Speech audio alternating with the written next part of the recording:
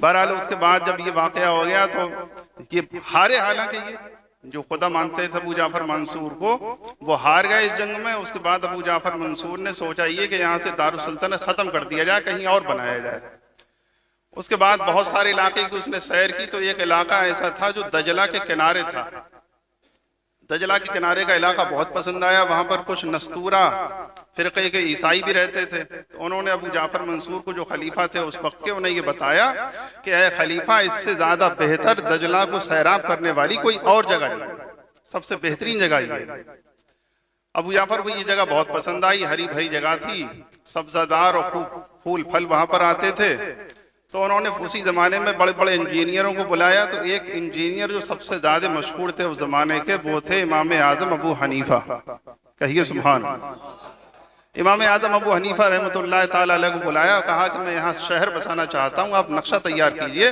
तो इमाम आजम ने उसका नक्शा तैयार किया। इमाम आजम, ये 146 की बात है, ये 146 हिजरी की ये नक्शा तैयार किया, जो अबू जाफर मंसूर को बहुत पसंद आया। अबू जाफर मंसूर ने उस नक्शे पर जो है वो डन कर दिया, उसको जो है वो बिल्कुल कहा कि ये ठीक है। उसके बाद इसकी तामीर शुरू हो गई, और जब तामीर शुरू हुई तो सन 147 हिजरी से लेके 149 हिजरी तक ये तामीर इस शहर की होती रही। तो 3 साल में ये तामीर पूरी हुई। 1 लाख राज और मजदूर इस पर काम करते थे। और 3 साल की मुसलसल मेहनत के बाद 12 मील के फासले पर गोल दायरे की शक्ल में इस शहर को आबाद किया गया। ये शहर पूरा आबाद हो गया। उसके बाद अब्बासी खुलफा का जमाना था, बड़े ऐशो आराम की जगह थी। इमाम आजम ने जो नक्शा तैयार किया था उनका 150 हिजरी में इंतकाल हो गया। उसके बाद ये खिलाफत चलती रही। बड़े शानदार तरीके से मुसलमानों ने राज किया। इनके ज़माने में मदरसों को बड़ी तरक्की हुई, मस्जिदें भी बनी, ये शहर भी बड़ा शानदार था। गरज ये कि कई लाख पर जो है वो उनकी आबादी, तकरीबन 20 लाख की आबादी पर यह शहर मुश्तमिल था। उसके बाद सन 334 हिजरी में, कितनी 334 हिजरी में एक शख्स ने, मुइज़्ज़ुद्दौला नाम का एक शख्स था। इससे पहले मैं बता दूं, हालात बड़े खराब हो गए थे, मुसलमान ऐशो इशरत में डूब गए थे, नमाजें इन्होंने छोड़ दी थी, दीनदारी से इन्हें कोई वास्ता नहीं रहा था। तो अल्लाह ने ये कहर नाजिल किया तो 134 हिजरी में इनके हाथ से ये बगदाद निकल गया। और जब ये शहर इनके हाथ से निकल गया तो उसके बाद इस पर मुइज़्ज़ुद्दौला का कब्जा हो गया। मुइज़्ज़ुद्दौला, इसको इब्ने बोया भी कहा जाता है। मुइज़्ज़ुद्दौला ने कब्जा करने के बाद एक शख्स को, जो उस वक्त खलीफा थे, उनकी आंखें निकलवा के, अल मुस्तक़फ़ी बिल्लाह नाम था उनका, उनकी आंखें निकलवा के कैद खाने में डाल दिया। और एक दूसरे शख्स को जो है यहाँ पर खलीफा मुकर्रर कर दिया। तो वो खाली नाम के ही खलीफा थे, जैसे अंग्रेजों ने बहादुर शाह जफर को बैठा दिया था कुर्सी पर, लेकिन हकीकतन जो है वो राज अंग्रेजों का ही था। ऐसे ही उसने किया था, खिलाफत के तख्त पर बिठाना था उसको, लेकिन खुद राज करता था। अपने नाम का उसने सिक्का चलवाया। उसके बाद सन 134 से लेकर के सन 152 तक इसका जो है वो प्लान बड़ा कामयाब रहा। और सन 152 हिजरी में, सन 300 जो है वो 52 हिजरी में इस शख्स ने एक ऐलान किया। इससे पहले जितने शिया थे, सुन्नी थे, सब एक ही तरीके से नमाज पढ़ते थे, एक ही तरीके से तबलीग करते थे, अजान भी एक सी होती थी, सब कुछ एक सा होता था। लेकिन सन 352 हिजरी में हुआ ये कि इसने एक ऐलान किया, कहा कि 10 मुहर्रम का दिन जब आएगा तो उस दिन हड़ताल रहेगी। उस दिन कोई दुकान नहीं खोलेगा, बाजार नहीं खोलेंगे, खरीद व फरोख्त नहीं होगी। और हमारे यहाँ की जो औरतें हैं वो अपने बाल खोले हुए और अपने आप को जो है वो मातम करती हुई, कपड़े फाड़ती हुई, गालों पर थप्पड़ मारती हुई ये बाहर निकलेंगी। और उसके बाद जो मर्द हैं ये भी मातम करेंगे।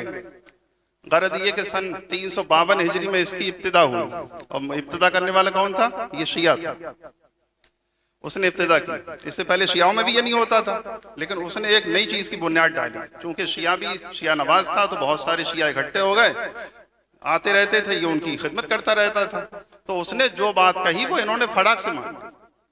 और 10 तारीख आई मुहर्रम की, तो ये ऐसे ही अपने कपड़ों को फाड़ते हुए, गिरेबानों को फाड़ते हुए, चेहरों पर थप्पड़ मारते हुए और अपने आप को जख्मी करते हुए, इन तमाम तर चीजों पर अमल करते हुए अपने घरों से निकले। उस दिन हड़ताल रही, छुट्टी रही। और उस दिन के बाद आप देखेंगे कि सुन्नियों ने जब ये देखा तो उनके पैरों के नीचे की जमीन निकल गई। ये तो बड़ा खतरनाक मामला है। गरज ये कि 352 तक ये हाल रहा। अगला साल जब आया 353 हिजरी का, तो उस साल ये हुआ कि इब्ने बोया ने हुक्म ये दिया कि सुन्नी जो हैं वो शियाओं की तकलीद करेंगे, जैसे हमारे यहाँ मातम इन्होंने किया है पिछले साल, ऐसे ये भी करेंगे। इनके यहाँ की भी औरतें निकलेंगी कपड़े फाड़ती हुई, बालों को खोले हुए, तमाचे मारती हुई, ये तमाम तर काम जो है वो ये भी करेंगे। समझ रहे हैं आप? बहुत पहले की बात कर रहा हूँ, ये शुरू की तारीख है जब से ये शुरुआत हुई है इसकी। अब उसके बाद जो है जो अगला साल आया 353 हिजरी का, तो उस साल सुन्नी चूंकि इसके मुखालिफ थे, सुन्नी ऐसा कर नहीं सकते थे और उन्होंने किया भी नहीं, ना तो उनकी औरतें बाहर आई ना उन्होंने खुद ये किया। उसके बाद इन्होंने सताना शुरू कर दिया राफजियों ने, शियाओं ने सुन्नियों को। उसके बाद ऐसा टकराव हुआ कि वो लड़ने के लिए तो तैयार हो गए सुन्नी, लेकिन उन्होंने ये काम नहीं किया। गरज ये कि उस वक्त से इसकी इब्तिदा हुई और उस वक्त के जो सुन्नी थे, रईस है जितने भी मुसलमान थे, वो उन्होंने इसको कबूल नहीं किया, लेकिन आज हम इसको बड़ी आसानी से हजम किए हुए। बात क्या है, कहाँ से आई? राफजियों से आई। अपने पास से नहीं कह रहा हूँ, तारीख इब्ने खुल्दून वगैरह में ये सब चीजें मौजूद हैं, समझ गए आप? तारीख की किताब है। तो अब उसके बाद जो है 353 के बाद 356 में इब्ने बोया जो है दुनिया से नेस्तो नाबूद हो गया, वो चला गया, लेकिन वो ऐसी दाग बेल्ट डाल गया कि उसके बाद अब तक वो चीज खत्म नहीं हुई। ये इब्तिदा थी मातम की, ये इब्तिदा थी पूरी दुनिया में सबसे पहले ताजियेदारी की, वहां से शुरुआत हुई। अब उसके बाद अब मैं दूसरा टॉपिक लेता हूं, बरेली शरीफ की जो ताजियेदारी है ये कहां से आई, आखिर ये चीजें आई कैसे? मैंने गौर किया है कि ये 250 साल से पहले की नहीं है, 250 साल के अंदर अंदर की ये चीजें हैं। इससे पहले बरेली शरीफ में भी ताजियेदारी का कोई नामो निशान नहीं था। तारीख रुहेल खंड वगैरह में, तारीख की किताबों में, हयात मुफ्ती आदम में इस बात का जिक्र है कि सन 1774 में, कौन सी सन थी? 1774। सन 1774 में हाफिज रहमत खां रहमतुल्लाह ताला अलैह, उनका पूरा ये इलाका था रुहेलखंड का, और बार बार अंग्रेजों ने इनको जो है वो इनसे जंग लड़ी थी, लेकिन बार बार हारे थे। उसके बाद सन 1774 में एक अंग्रेजों की जंग हुई हाफिज रहमत खां रहमतुल्लाह अलैह के साथ। की जंग हुई थी मीरानपुर कटरे के पास में, मीरानपुर कटरा जो शाहजहांपुर के करीब में है, वहां पर ये हुई थी जंग। और इसमें जो लखनऊ का नवाब था आसिफुद्दौला, उसने बाकायदा साथ दिया था, लखनऊ के नवाब ने इसमें साथ दिया, अंग्रेजों का साथ दिया। बड़ी घमासान की ये जंग हुई। उस जंग के बाद हाफिज रहमत खां बड़ी बहादुरी से लड़ते हुए शहीद हो गए। उनका मज़ार भी यहाँ बाकरगंज में जो कल्लू मियाँ का तकिया है उसी में मौजूद है, उसी में इल्मी साहब का मज़ार है, उसी में हाफिज रहमत खां का मज़ार है, आप देख सकते हैं जाकर, मैंने हाजिरी दिए देखा है। तो सन 1774 के बाद चूंकि उनकी तो शहादत हो गई, अब ये हालात जो है वो तब्दील हुए। लखनऊ के नवाब का कब्जा जो है बरेली पर हो गया, अंग्रेजों ने इनका कब्जा दिला दिया। और उसी जमाने में बरेली में, पीलीभीत में, शाहजहांपुर में, रामपुर में, गरज ये के जो करीब के जितने इलाके थे, यहाँ के जो कस्बे थे, सब जगह उसी नवाब का राज हुआ। और उसने सबसे पहले बरेली में मस्जिद आसफिया बनवाई। मस्जिद आसफिया बड़े बाजार में देख सकते हैं आप जाकर, शिया जामा मस्जिद के नाम से मशहूर है। एक मीनार उसका कुदरती तौर पर टूटा हुआ है, ये भी जो है वो कुदरत का एक नमूना है। और उसी जमाने में जब ये मस्जिद तामीर हो गई, उसमें हर खास व आम को नमाज की इजाजत दी गई। आज भी आप बोर्ड देख सकते हैं, उस पर लिखा हुआ है कि हर शख्स को नमाज की इजाजत है, बोर्ड लगा हुआ उसमें। उसी जमाने में सन 1774 की बात है ये, जब कब्जा इनका पूरे तरीके से हो गया, तो इन्होंने जो किले की जामा मस्जिद है उसकी सहदरी में भी ताजिए वगैरह रखवाए। उसी जमाने में इब्तिदा हुई बरेली शरीफ में ताजियेदारी की। इससे पहले कोई जानता भी नहीं था क्या है क्या नहीं। मैं ये बरेली शरीफ की बात कर रहा हूँ। उसके बाद जब वहां पर इब्तिदा हो गई, तो वो जमाना आला हजरत की पैदाइश का नहीं था। आला हजरत तो बहुत जमाने के बाद पैदा हुए। आला हजरत के दादा का जमाना था, मौलाना रजा अली खान रहमतुल्लाह ताला अलैह का। मौलाना रजा अली खान रहमतुल्लाह ताला अलैह अपने वक्त जय्यद आलिम, बड़े वली और अल्लाह के मुकर्रब बंदे थे। उन्होंने इस मामले में बड़ा सख्त फतवा दिया। उसके बाद जामा मस्जिद तशरीफ ले गए, वहां जाके वो ताज़िए हटवाए, वहां से अपने असर और रसूख की बिना पर, हुकूमत की परवाह किए बगैर वहां तशरीफ ले गए। उस जमाने से फिर ये चीज रिवाज पाती चली गई, चूंकि लोगों को, आवाम को मजा आता है इन चीजों में। वो ये नहीं कि वो जायज मानना है इसे, आप मेरे भाई हैं, आप ताजिया उठाते हैं, ताजिया बनाते हैं, आप जाने हैं उसको। अब लोगों ने ये भी कहना शुरू, तो ये बात मैं आला हज़रत के दादा के ज़माने की कर रहा हूँ कि उन्होंने इसके खिलाफ फतवा दिया, और उनसे पहले शाह अब्दुल अजीज रहमतुल्लाह ताला अलैह ने फतवा दिया, जो दिल्ली के बुजुर्ग हैं। आला हज़रत से पूछा गया ताज़ियेदारी की इब्तिदा के बारे में, तो हिंदुस्तान की जो ताज़ियेदारी है, जो मैंने पहले बयान किया, वो पूरी दुनिया की ताज़ियेदारी की बात थी जो बगदाद से शुरू हुई, और ये हिंदुस्तान की ताज़ियेदारी अमीर तैमूर लंग के ज़माने से हुई। उन्होंने क्या किया था, उनका दिल ये चाहता था कि वो बार बार करबला जाएं, वहाँ को देखें, लेकिन हर साल जाना उनके लिए ज़रा मुश्किल था, इसलिए उन्होंने कोई सही नक्शा बनाया, रोज़ा बनाया इमाम हुसैन का, उसको देख लेते थे, बस इतना था। ना उसमें ढोल था, ना उसमें बाजे थे, ना उसमें ताशे थे, ना नगाड़े थे, ना नफीरी थी, ना सितार बादन था, कुछ भी नहीं था, सादा सादा मामला था। अगर इसी पर इक्तिफा किया जाता, ऐसा ही रहता, तो आला हजरत भी इसके खिलाफ फतवा नहीं देते। इब्तिदा ऐसी थी। बाद में आला हजरत से लोगों ने पूछा तो फरमाया ये अमीर तैमूर लंग के जमाने से शुरू हुआ। अमीर तैमूर लंग जो सुन्नी बादशाह थे, ये कोई शिया नहीं थे सुन्नी, ये सुन्नी थे। मुफ्ती शरीफुल हक ने इसकी वजाहत की अपनी किताब में। तो अमीर तैमूर लंग के जमाने से ये शुरुआत हुई, लेकिन इसमें कोई ऐसी चीज मिलावट नहीं थी इस तरीके की। अब बात को लोगों ने उसको जाने क्या क्या बनाना शुरू कर दिया। अब इनको अगर इनसे ये पूछा जाए कि करबला का नक्शा कौन सा है, तो इन्हें करबला का नक्शा तक पता नहीं होगा कौन सा। तो ताज़ियों में ये तमाम चीजें ये बनाते हैं। चूंकि आपके सवालात थे, इसलिए मैंने चाहा कि मैं आपको प्यार से, मोहब्बत से, कोई डंडा मेरे हाथ में नहीं है, हुकूमत की ताकत मेरे हाथ में नहीं है, लेकिन दिल से निकली हुई आवाज है, तो मैं समझता हूं कि असर करेगी इंशाअल्लाह। जो मानने वाले हैं वो मानेंगे, नहीं मानने वाले हैं वो जाने, उनका काम जाने। लेकिन इतनी बात तो तय है बिल्कुल कि आला हजरत रदी अल्लाह तआला अन्हु से ये पूछा गया इस ताल्लुक से, तो आला हजरत ने, आज की बात नहीं थी, लोग कहते हैं ना आला हजरत मना कर देते तो उसी जमाने में बंद हो जाते। तो आला हजरत के जमाने में भी मानने वाले भी थे, न मानने वाले भी थे, जैसे आज के जमाने में। आला हजरत ने तकरीबन 150 साल पहले फतवा दिया इसका। इसमें फतावा रज़विया मौजूद है सफ़ा 71 पर। अब टाइम नहीं है, वरना मैं आपको खोल खोल के दिखाता कि फतावा रज़विया असल है, असल किताब ये, इसके अंदर ये तमाम तर चीजें मौजूद हैं, लिखी हुई मौजूद हैं, अपने पास से नहीं कह रहा हूँ। जिसका जी चाहे आके अपने डाउट दूर कर ले मुझसे। अब आप देखिए कि ताजिया उठाना शुरू कर दिया। अब वैसे ही नक्शा बनाते, लोग आते, दीदार करते, चलो कोई बात नहीं थी उसमें, लेकिन अब उसको उठाएंगे भी, ढोल भी बजाएंगे, नफीरी बजाएंगे, लंगाड़े बजाएंगे, फिर इन तख्तों को देखने के लिए तख्तियां निकल पड़ेंगी हैं? और एक दो तख्तियां नहीं, पूरी पूरी लाइन है, पूरी पूरी भीड़ है उन तख्तियों की। आप रात को देखेंगे ये मेहंदी वगैरह भी शुरू हो गई है। मेहंदी का जो है ये गढ़ा हुआ किस्सा उन्होंने गढ़ लिया। मेहंदी का क्या मामला था? मेहंदी का आप क्या कहते हैं कि ये मेहंदी वो थोड़ी थोड़ी बांस की खपच्चे वगैरह बना के और छोटे छोटे बना के उसके बाद ताजिए पे चढ़ाते हैं, कहते हैं ये मेहंदी। मैं समझता हूँ, मेरी समझ में यही नहीं आया कि ये मेहंदी कैसे हो गई। मेहंदी तो पत्ते उत्ते होते हैं जिससे आदमी दाढ़ी लाल करता है, हाथ पैर लाल कर लेता है अपने, वो होती है मेहंदी। इसका नाम कैसे मेहंदी रख दिया, अल्लाह जाने इनका क्या मामला है। अच्छा, फिर मजे की बात यह है कि सब चीजें बनाते हैं, बना के बाद बाज़ जगह, जो बनाने के बाद बाज़ जगह तो गाँवों वगैरह में, नहरों में, नदियों में बहा देते हैं तोड़ फोड़ के, और बाज़ जगह ये करते हैं कि दफन कर देते हैं ले जाके। ये भी बहुत गलत बात है। तुमने अपना माल अपने आप बर्बाद किया। वो ताजिया जिसकी तुमने इतनी इज्जत की थी, उसके नीचे से निकल रहे थे, सलाम कर रहे थे। एक साहब मुझसे पूछ रहे सलाम करना कैसा है ताजिए को, तो मैंने कहा यार सलाम करना तो दो लोगों पे होता है, या तो आपके सामने कोई मुसलमान मौजूद हो उसको सलाम कीजिए, या कोई कब्र वगैरह आ जाए किसी अल्लाह वाले की, मुसलमान की आ जाए तो उसको सलाम कर लीजिए।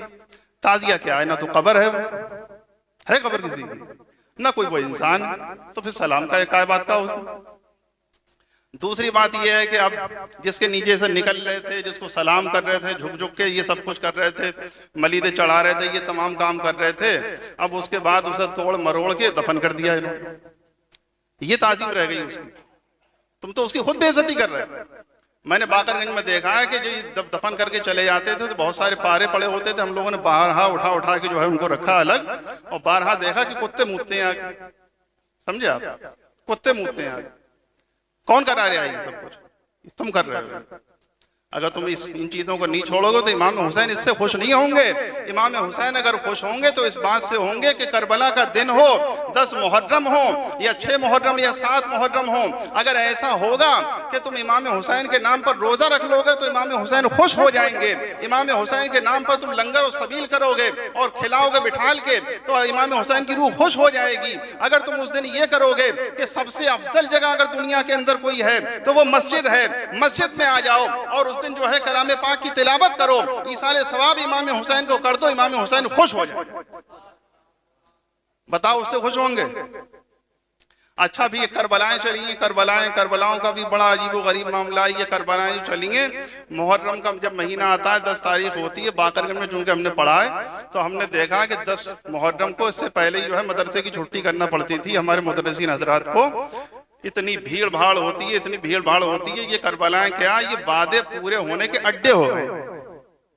वो वादे जो पूरे साल में लड़की लड़कों के पूरे नहीं हो रहे थे, वो करबला वाले दिन पूरे हो रहे हैं। गलत तो नहीं कह रहा हूं? आंखों देखी बात है ये, आंखों देखी, कोई ऐसा नहीं झुठला सकता हो इन्हें, मैं जानता हूं अच्छे तरीके से। अब ये जितनी चीजें हैं, अब इतनी चीजें मैंने बयान कर दी, ताजिए के ताल्लुक से बता दिया कि आला हज़रत का फतवा क्या है, कहाँ से शुरू हुई, ये मातम वगैरह कैसा है, दलीलें बहुत सारी दे सकता हूँ अल्हम्दुलिल्लाह, लेकिन आपके समझाने के लिए इतनी ही बातें काफ़ी हैं। अगर आप समझ जाएं तो मैं समझता हूं कि ये जो शुहदाए करबला का जिक्र होता है ये जिक्र हो जाए और शरीयत के दायरे में रहते हुए इमाम हुसैन का जिक्र किया जाए। ये करबला का जो वाक़या है वो इबरत है, इस बात की इबरत है, ना तो हमें खुशी है उसकी ना हमें गम है। इसलिए खुशी जो है वो मनाते हैं कौन, खारजी, और गम मनाते हैं राफजी, वो मनाते रहे।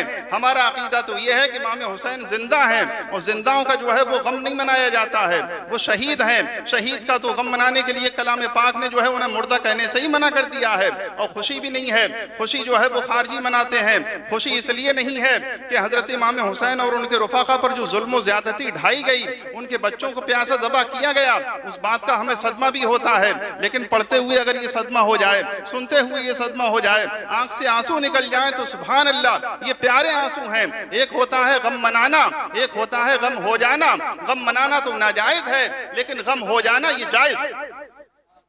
आप सुन रहे हैं जिक्र, आंसू निकल आए, पढ़ रहे हैं जिक्र, आंसू निकल आए, ये गम हो जाना होता है। और ये कस्तन जो है सीना कूट रहा है ऐसे करके, अपने बदन को जख्मी कर रहा है, ये सब नाजायज है। अब आप देखिए तो सही, ये तो बात रही इसकी। अब इबरत किस बात की है? इबरत इस बात की है कि हम इस वाक़े से ये इबरत हासिल करें कि दीन के लिए जरूरत पड़ जाए, घर बार की जरूरत पड़ जाए तो वो भी कुर्बान कर दें, माल की जरूरत पड़े तो वो भी कुर्बान कर दें, और जान का नंबर आ जाए तो जान भी कुर्बान कर दें। ये इबरत है। इसलिए उलमा ने लिखा है कि वाक़या इबरत है। तो ये बात थी, इस ताल्लुक से बातें भी बहुत रह गई हैं। वैसे टाइम खत्म हो गया, बल्कि ओवर हो गया। अगर आप इजाजत दें तो 2-3 बातें और बता दूं। दुरूद शरीफ पढ़ लीजिए, अल्लाहुम्मा सल्ली अला सय्यदना व मौलाना मुहम्मद मुबारक वसल्लम सलातन व सलामन अलैका या रसूलल्लाह सल्लल्लाहु तआला अलैहि वसल्लम। अब ये मेहंदी का मामला है। जैसे ये मेहंदी जो चढ़ाई जाती है, तो मेहंदी का सिर्फ इतना मामला है कि इमाम हुसैन की बेटी हजरत सकीना, उनका रिश्ता तय हुआ था इमाम हसन के बेटे हजरत इमाम कासिम से। सिर्फ मंगेतर थी, सिर्फ रिश्ता तय हुआ था, कुछ शादी वादी नहीं हुई थी। अब इन्होंने गढ़ा क्या, ये मेहंदी चढ़ाने के लिए निकले। बोले उनकी शादी हुई थी, मेहंदी लगाई गई थी, तो मेहंदी लगाना बुलंद तो मर्दों को जायज नहीं है, हाथ पैरों में मेहंदी लगाना जायज नहीं है। फिर ये मेहंदी है ही कब जिसको तुम मेहंदी कह रहे हो? वो तो खपच्चा है बांस की, उसके ऊपर तुमने अबरक पन्नी लपेट दिया, वो मेहंदी कहाँ हुई? अच्छा, मेहंदी अगर आप सुने तो तारीख की रोशनी में जाएं तो तारीख में ये मिलता है कि अल्लाह ताला ने हजरत आदम अलैहिस्सलाम की जब तौबा कबूल फरमाई, 300 साल तक रोते रहने के बाद अल्लाह के रसूल के वसीले से उन्होंने दुआ की, अल्लाह ने उनकी तौबा कबूल की। जब उनकी तौबा कबूल की तो अल्लाह ताला ने उनके लिए जीनत की चीज़ें अता फरमाई। हजरत हव्वा की भी तौबा कबूल हुई, अल्लाह ने उनको भी ये चीज़ें अता फरमाई। हजरत हव्वा रज़ी अल्लाह ताला अन्हा का हाल ये था, अपने ज़माने की सबसे हसीना और जमीला खूबसूरत थी, और जब उन्होंने श्रृंगार करना शुरू किया, उनके बालों में 700 गेसू ऐसे थे जिनमें मोती पिरे हुए थे, और जब वो गेसू खुल जाते थे तो पूरा इलाका खुशबू से महक जाता। अल्लाह ने बड़ी जीनतें अता फरमाई थी, तो उन्होंने सोने का, चांदी का और तमाम तर चीज़ों का जो है वो बाकायदा इस्तेमाल किया था। ये ज़ेवरात उन्होंने इस्तेमाल किए थे। और उसके बाद उन्होंने मेहंदी का इस्तेमाल किया था। मेहंदी उन्होंने हाथों पर लगाई, पैरों पर लगाई। गरज ये कि उन्होंने मेहंदी की जीनत की थी। हज़रत आदम अलैहिस्सलाम ने उनको देखा, देखने के बाद इरशाद फरमाया कि ऐ हव्वा, तुमने जीनत की है। अल्लाह की बारगाह में उन्होंने अर्ज किया कि मालिक मौला, तूने हव्वा को जीनत के लिए बहुत सी चीजें अता फरमाई हैं, मुझे कौन सी चीज अता फरमाई है जीनत के लिए? तो अल्लाह रब्बुल आलमीन ने इरशाद फरमाया कि ऐ आदम, हमने हव्वा को बहुत सारी चीजें अता फरमाई हैं जीनत के लिए, और अब हम तुम्हें जीनत के लिए दाढ़ी अता फरमाते हैं। इससे पहले जो है वो दाढ़ी का वजूद नहीं था, किसी की दाढ़ी नहीं थी। हजरत आदम अलैहिस्सलाम पहले इंसान हैं दुनिया के, सबसे पहले अल्लाह ने उनको दाढ़ी अता फरमाई। तो बताओ, दाढ़ी जीनत है मर्द के लिए, तो तुम्हारा हाल ये है कि तुम बांस की खपच्चें ले जाकर के चढ़ा देते हो, लेकिन हकीकत में अल्लाह ने जो तुम्हें जीनत के लिए चीज अता फरमाई उसको मूड मूड के तुम नालियों में फेंक देते हो। जरा मुझे बताओ तो सही, तुम्हारे सबसे पहले बाप जो आदम अलैहिस्सलाम है, अल्लाह ने उनको जीनत के लिए दाढ़ी अता फरमाई है, और हमारे आका अलैहिस्सलातु वस्सलाम है, अल्लाह ने उनको दाढ़ी अता फरमाई है, और जन्नत में भी बाज नबियों की दाढ़ी रहेगी। तो हमारे लिए क्या हमारे नबी का तरीका काफी नहीं है? तुमने हीरो स्टाइल लोगों की जो है वो तकलीद करना शुरू कर दी, तुमने गैर मुस्लिमों की तकलीद करना शुरू कर दी, फैशन कट दाढ़ी रखाना शुरू कर दी। मुझे बताओ तो सही, क्या तुम अपने नबी के खिलाफ नहीं जा रहे हो? अगर गैरत है और हिम्मत है, वाकई तुम्हें मेहंदी पसंद है, तो अल्लाह ने मेहंदी औरतों को जीनत के लिए अता की है, और तुम्हें जो जीनत के लिए अता किया है वो दाढ़ी है। लिहाजा दाढ़ी अगर रखाओगे तो अल्लाह के रसूल की रूह भी खुश हो जाएगी, इमाम हुसैन भी खुश हो जाएंगे, और हमारे अब्बा हजरत आदम अलैहिस्सलाम भी खुश हो जाएंगे। अल्लाह ताला मुझे आपको सबको तौफीक अता फरमाए कि हम इन बातों पर अमल करें। व आखिरु दावाना अनिल हम्दुलिल्लाहि रब्बिल आलमीन। अस्सलामु अलैकुम।